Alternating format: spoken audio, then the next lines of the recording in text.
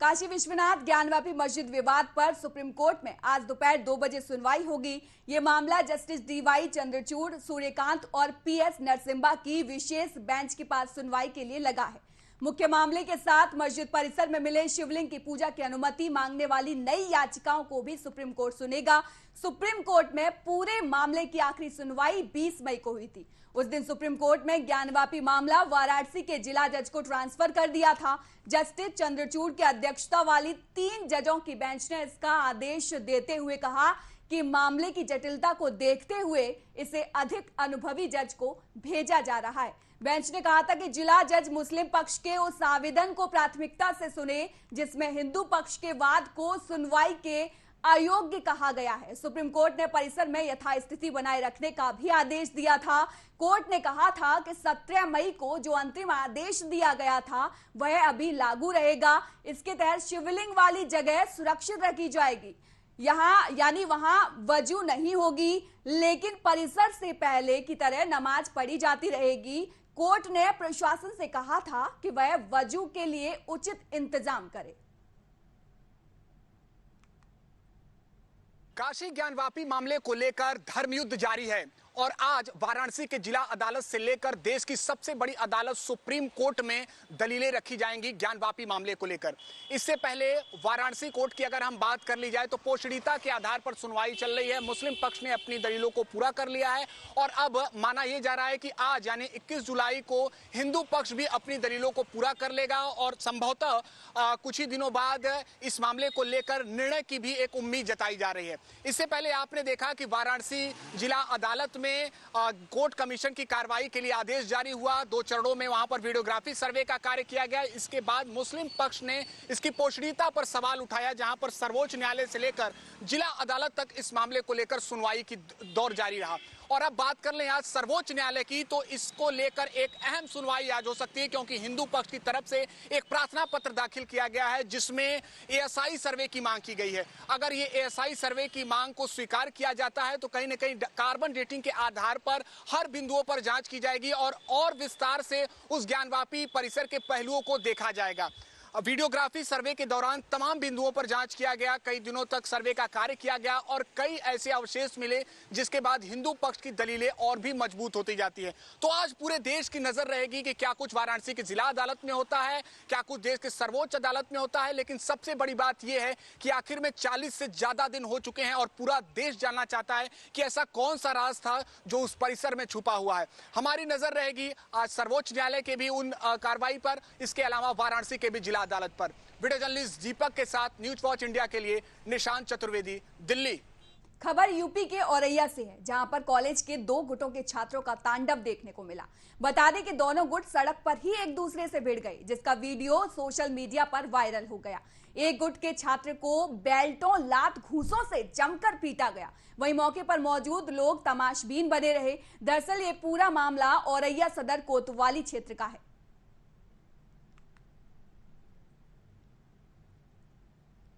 बलरामपुर के सीमावर्ती क्षेत्रों का एडीजी जोन गोरखपुर अखिल कुमार ने निरीक्षण किया। इस दौरान उन्होंने सीमावर्ती क्षेत्र जरवा थाना और कोयलाबास में पहुंचकर पगडंडियों और कच्चे रास्तों का भी निरीक्षण किया और सीमा पर तैनात सशस्त्र सीमा बल से जानकारी भी ली। वहीं उन्होंने सीमांत थाना जरवा का निरीक्षण करते हुए थाना अध्यक्ष और पुलिस कर्मियों के साथ ब्रीफिंग भी की। इसके साथ साथ उन्होंने कहा कि सीमावर्ती क्षेत्र में पुलिस का बेहतर मूवमेंट रहे, इसके लिए पुलिस को सक्रिय होना चाहिए।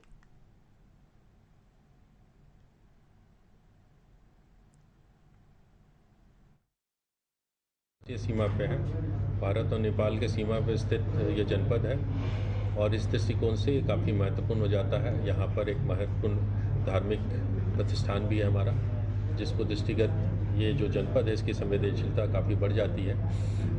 हम जो इंटरनेशनल बॉर्डर पे हमारी जो सिक्योरिटी है, हमारी सिक्योरिटी एजेंसीज़ हैं, चाहे वो केंद्र की हो या राज्य की हो, बहुत अच्छा काम कर रही हैं अपने स्तर से। समय समय पे वो निरोधात्मक बलरामपुर में निजी स्कूली वैन में एक मासूम बच्ची की गिरने से मौत हो गई। इस घटना को लेकर मौके पर पहुंची पुलिस ने वैन को सीज कर दिया है, लेकिन इस घटना में अभी तक पुलिस ने कोई भी कार्रवाई अमल में नहीं लाई है। घटना की गंभीरता को देखते हुए डीएम ने जांच कराने के आदेश दिए हैं। घायल छात्रा के पिता की माने तो उनका कहना है कि स्कूली वैन में लगभग 32 बच्चे सवार थे, जिसके कारण ये हादसा हुआ है।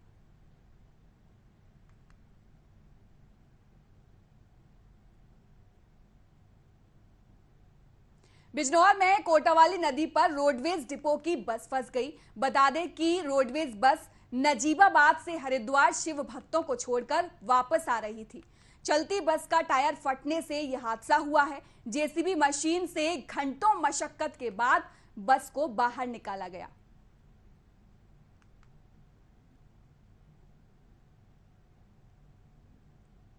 वहीं बिजनौर के पेट्रोल पंप पर उस वक्त अफरा तफरी मच गई जब रोडवेज बस डीजल भरवाने के लिए पेट्रोल पंप पर जा रही थी। इसी दौरान बस के अचानक ब्रेक फेल हो गए, जिसकी वजह से बस पेट्रोल पंप में जा भिड़ी। वहीं इस हादसे में पिकअप का ड्राइवर घायल हो गया। गनीमत ये रही कि बड़ा हादसा होने से बाल बाल बच गया। हालांकि पेट्रोल पंप पर लगे सीसीटीवी कैमरे में बस भिड़ंत की तस्वीरें कैद हो गई हैं।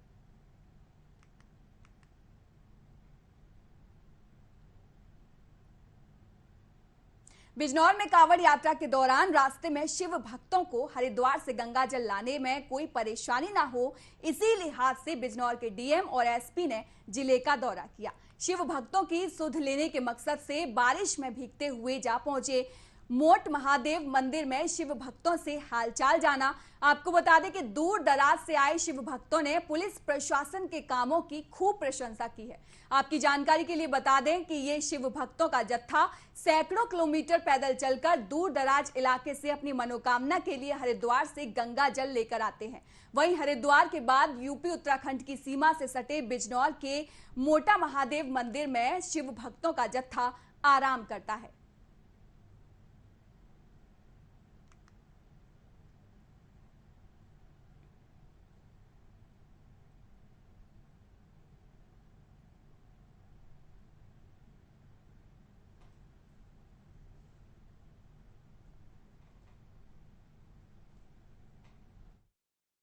आज जिलाधिकारी महोदय के साथ यहाँ पर कांवड़ियों के लिए जो हमने आधारभूत व्यवस्थाएं की हैं, उसमें जिलाधिकारी महोदय ने समीक्षा की।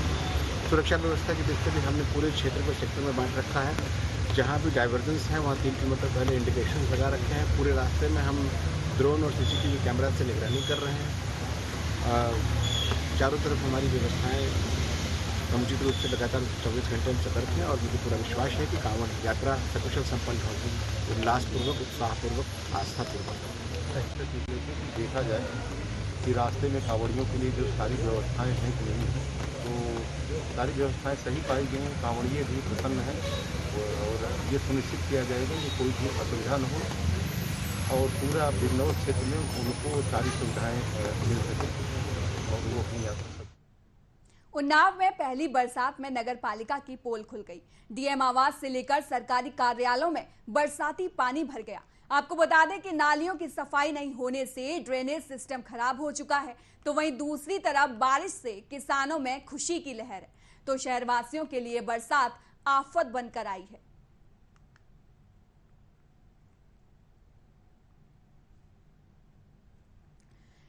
जैसा कि आप तस्वीरों में देख सकते हैं कि किस तरह से सड़कों पर पानी भर गया है और सड़कें तालाब बन चुकी हैं। ये पहली बरसात की तस्वीर हम आपको दिखा रहे हैं और ये तस्वीर यूपी के उन्नाव से है और साथ ही साथ आप देख सकते हैं किस तरह से वाहनों को मशक्कत करके वहां से निकलना पड़ रहा है। और इसी के साथ एक तस्वीर आपको जिला अधिकारी के आवास की हम दिखा रहे हैं, जहां पर भी पानी की यही स्थिति है। सवाल यह है कि जब जिलाधिकारी ने इस पूरे मामले को देखा तो फिर संज्ञान में क्यों नहीं लिया, क्योंकि जिलाधिकारी एक तरह से पूरे जिले का राजा होता है और उसकी जिम्मेदारी है।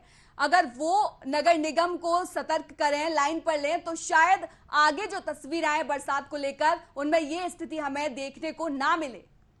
लगातार हम आपको न्यूज वॉच इंडिया पर ये तस्वीरें बरसात की दिखा रहे हैं और आपको बता दें कि ये पहली बरसात की तस्वीरें हैं जिसमें सड़कें तलैया बन गई हैं।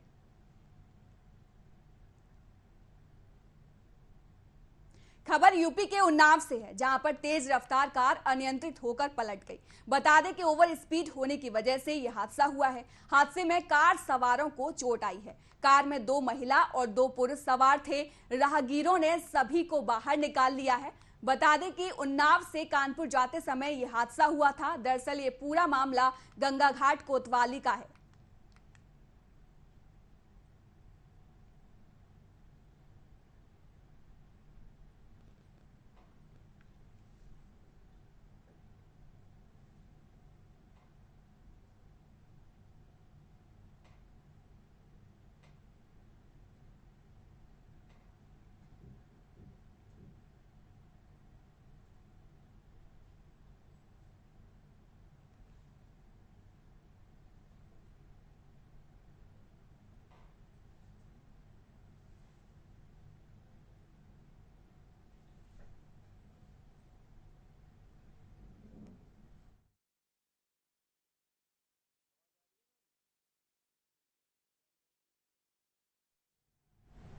यूपी के महोबा में दिन दहाड़े पुलिस से बेखौफ कार सवार बदमाशों ने सरकारी शिक्षक के घर में घुसकर डकैती की बड़ी वारदात को अंजाम दिया है।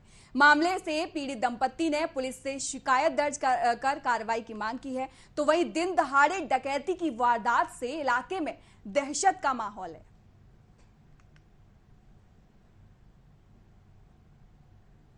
तो ये तस्वीरें हम आपको न्यूज वॉच इंडिया पर लगातार दिखा रहे हैं, जहां पर एक शिक्षक के घर में चोरी हुई है। यानी कि आप इसी से समझ सकते हैं कि दिन दहाड़े ये डकैती की पूरी वारदात हुई है। और क्या पूरा इससे कहीं ना कहीं जो पुलिस प्रशासन है उस पर भी उंगली उठती है कि दिन दहाड़े ऐसे कैसे डकैती को अंजाम दिया जा सकता है, पुलिस प्रशासन क्या कर रहा था। तो उस पर भी कहीं ना कहीं से उंगली जो है एक पड़ती हुई नजर आ रही है। कहीं ना कहीं पुलिस प्रशासन जो है वो कटघरे में खड़ा होता दिख रहा है। ये पूरा मामला यूपी के महोबा का है, जहां पर चोरों के हौसले इतने बुलंद हैं कि उन्होंने दिन दहाड़े चोरी की वारदात को अंजाम दिया। और ये चोरी जिसके घर में हुई वो शिक्षक बताए जा रहे हैं।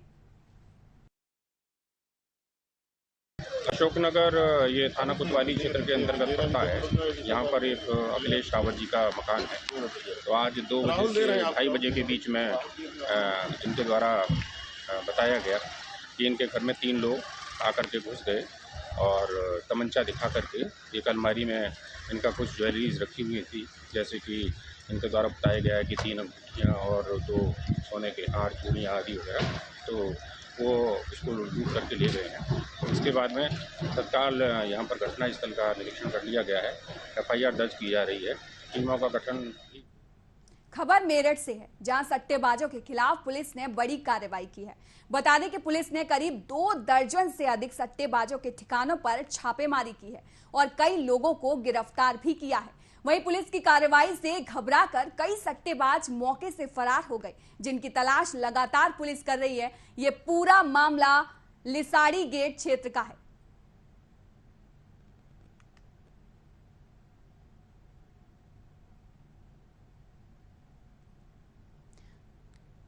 तो ये तस्वीरें लगातार हम आपको दिखा रहे हैं कि सट्टेबाजों के ठिकानों पर कैसे पुलिस ने छापेमारी की है। ये मेरठ की खबर है और किस तरह से आप देख सकते हैं पुलिस को एक बड़ी सफलता हाथ लगी है। पुलिस ने सट्टेबाजों पर बड़ी कार्रवाई की है। हालांकि कई सट्टेबाज अभी भी मौके से फरार हैं, जिनकी तलाश में पुलिस जुटी हुई है। ये तस्वीरें लगातार हम आपको न्यूज वॉच इंडिया पर दिखा रहे हैं, जहां पर पुलिस ने सट्टेबाजों के खिलाफ ये बड़ी कार्रवाई की है। जो सट्टेबाजों के जो ठिकाने थे उन पर छापेमारी की है और इसमें इन सभी सट्टेबाजों को पकड़ा है। हालांकि अभी कुछ और सट्टेबाज हैं जो फरार चल रहे हैं, उनकी तलाश में भी पुलिस जुटी हुई है और जल्द ही उनको भी पकड़ लिया जाएगा। तो ये तस्वीरें आप देख सकते हैं कि किस तरह से ये सभी बैठे हैं और कहीं ना कहीं इनके चेहरे पर डर, खौफ दिखाई दे रहा है। जिस तरीके से पुलिस ने छापेमारी की है और जिस तरीके से पूरे सट्टेबाजों का जो भंडाफोड़ हुआ है, ये पूरा मामला अपने आप में एक बड़ा सवाल और पुलिस ने एक बार फिर से पीठ थपथपाने वाला काम किया है। नगराम थाना क्षेत्र के अंतर्गत पटवा खेड़ा और सलेमपुर के बीच बाबा हाईटेक कंपनी के पास एक संदिग्ध परिस्थितियों में युवक का शव तैरता हुआ दिखा। शव को तैरता देख इलाके में हड़कंप मच गया। आपको बता दें कि जब स्थानीय लोगों की नजर उस शव पर पड़ी थी तो पुलिस को सूचना दी, लेकिन सूचना देने के बाद भी पुलिस मौके पर नहीं पहुंची। स्थानीय लोगों का आरोप है कि नगराम पुलिस को लापरवाही करने में महारत हासिल है। वहीं ये पूरा मामला पुलिस के नगराम थाना क्षेत्र का है। तो ये तस्वीरें हम आपको लगातार न्यूज वॉच इंडिया पर दिखा रहे हैं कि किस तरह से अज्ञात युवक का शव तैरता हुआ आपको दिख रहा है। और इसकी जानकारी जब वहां के स्थानीय लोगों को मिली तो उन्होंने तुरंत पुलिस को सूचना दी, लेकिन सूचना देने के बाद भी पुलिस की लापरवाही इतनी बड़ी देखने को मिली है कि पुलिस अभी तक घटनास्थल पर नहीं पहुंची है। ये बहुत बड़ी लापरवाही पुलिस की तरफ से की गई है। और ये तस्वीर लखनऊ की है जहां पर संदिग्ध परिस्थितियों में युवक का शव तैरता हुआ दिखाई दे रहा है। और ये तस्वीर हम लगातार आपको न्यूज वॉच इंडिया पर दिखा रहे हैं। और आपको साथ ही साथ बता दें कि ये पूरा वीडियो सोशल मीडिया पर तेजी से वायरल हो रहा है, लेकिन वायरल वीडियो के बाद भी पुलिस संज्ञान नहीं ले रही है। ये बहुत बड़ी लापरवाही पुलिस की सामने आ रही है।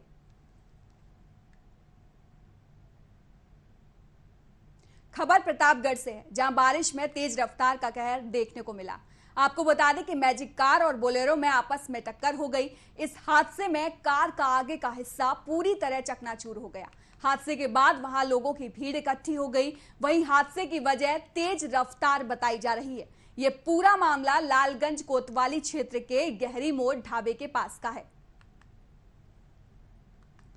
तो ये तस्वीर हम न्यूज वॉच इंडिया पर लगातार आपको दिखा रहे हैं कि किस तरह से देखिए कार जो है उसका जो आगे का हिस्सा है वो पूरी तरह चकनाचूर हो चुका है। और ये भिड़ंत हुआ है। ये पूरी घटना प्रतापगढ़ की है, जहां पर ये भीषण सड़क हादसा हुआ है, जिसमें जो कार का आगे वाला हिस्सा, जिसकी तस्वीरें हम बार बार आपको न्यूज वॉच इंडिया पर दिखा रहे हैं कि किस तरह से पूरी कार का आगे का जो हिस्सा है वो तहस नहस हो गया है।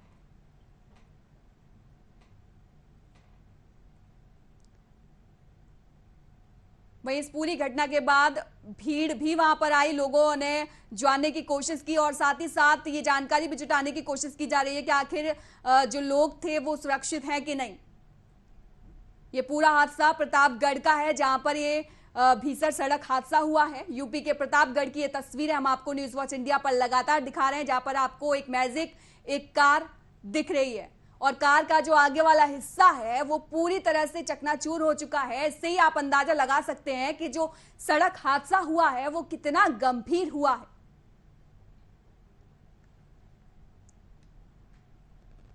फिलहाल इस बुलेटिन में इतना ही। देश और दुनिया की तमाम खबरों के लिए देखते रहिए न्यूज वॉच इंडिया।